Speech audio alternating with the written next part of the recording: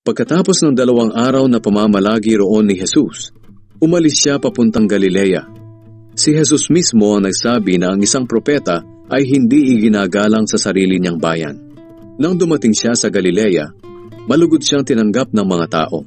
Dahil naroon sila sa Jerusalem noong pista ng paglampas ng anghel at nakita nila ang lahat ng ginawa niya roon. Muling bumalik si Jesus sa bayan ng Cana sa Galilea, kung saan ginawa niyang alak ang tubig.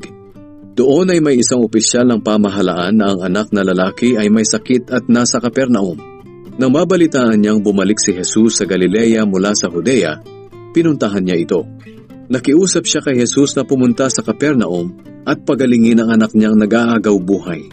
Sinabi ni Jesus sa kanya, "Hanggat hindi kayo nakakakita ng mga himala at kababalaghan, hindi kayo maniniwala sa akin." Sumagot ang opisyal, "Sumama na po kayo sa akin bago mamatay ang anak ko."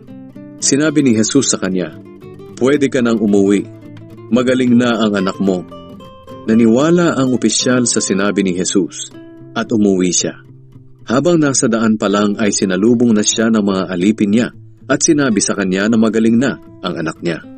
Kaya tinanong niya kung anong oras ito gumaling. Sumagot sila, "Kahapon po ng mga 1:00 ng hapon ay nawala na ang lagnat niya."